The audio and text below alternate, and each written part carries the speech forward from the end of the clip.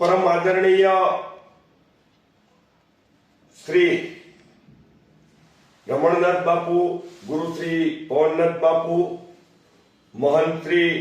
जंगवण हनुमानजी आश्रम एमना द्वारा जे आजे बीजो विडियो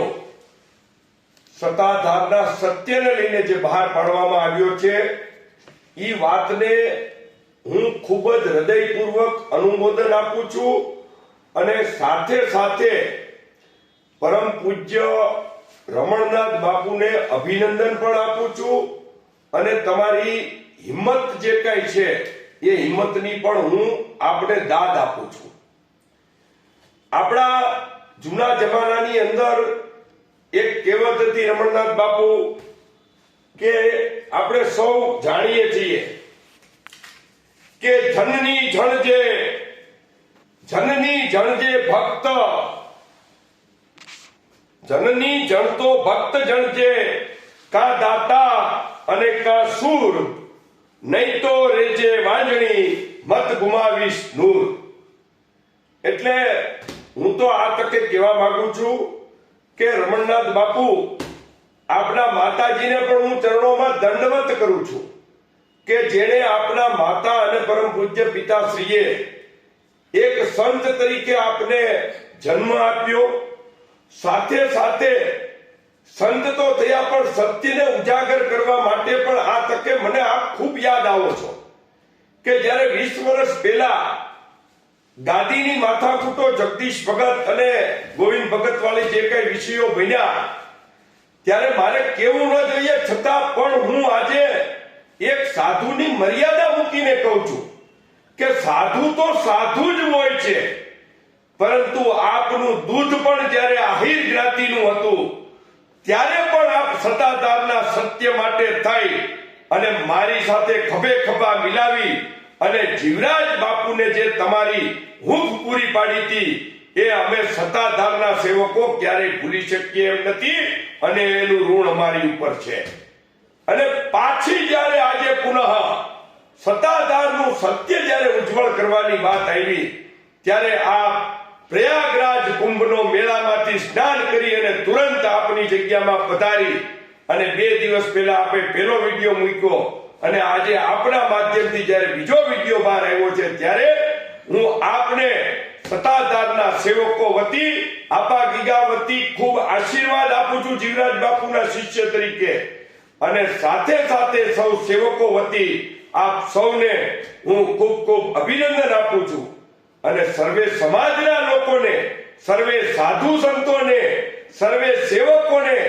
આજના આ વિડિયાના માધ્યમથી કહેવા માંગુ છું। આજે આપણે 2 દિવસ પહેલા જોયું કે કાંતિભાઈ કે જે ગરીબમાં ગરીબ વ્યક્તિ છે એણે કીધું કે પોતે વાવણી વખતે પણ વ્યાજે પૈસા લે છે, તેઓએ કીધું કે જેનામાં તેવડો એ મને બંદૂક મારી દે, હું કોઈનાથી બીતો નથી, હું સત્યની વાત કરવાનો છું। આવા અનેક લોકો, અનેક સાધુઓ, અનેક સંતો, અમારા પૂજનીય બજરંગદાસ બાપુ સોમનાથ આજે વિડિયાની અંદર શરૂઆતની અંદર જ આવીને કીધું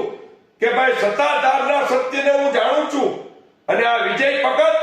અક્ષરશઃ સંપૂર્ણપણે ખોટો છે એની સાબિતી છે કે આટલા મીડિયા, આટલા પત્રકાર મિત્રો, આટલા પ્રેસ પ્રતિનિધિઓ, આટલા સમાજના આગેવાનો દરેક લોકો એને પૂછે છે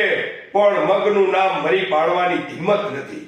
અને આજે હું થોડુંક લંબાણપૂર્વક થોડુંક કહેવા માંગુ છું કે ઘણા લોકો જે કાંઈ 2-4 લોકો 5 લોકો છે એ શું સત્તાધારનું સત્ય નથી જાણતા કે પછી પોતાના વ્યક્તિગત હિતોને લઈ અને અમારી વિરુદ્ધમાં કોમેન્ટ કરે છે? એને પણ આપા ગીગાના આશીર્વાદ છે, એને પણ એમ કહે છે ભગવાન આપા ગીગા તમારું સારું કરે, પરંતુ હું આપ સૌના માધ્યમથી સાથે સાથે કહેવા માંગુ છું અરે ભાઈ આ તો આપો ગીગો છે, આ કોઈને ન છોડે હો, આ કોઈને ન છોડે। ને મારી 2 હાથ જોડીને તમને સૌને વિનંતી જ ભલા માણસો કે હે સમાજના લોકો, આપ સૌ સત્તાધારના સત્યને સાથ આપો અને સાથે સાથે કોઈ પણ સેવક સત્તાધારનો હશે,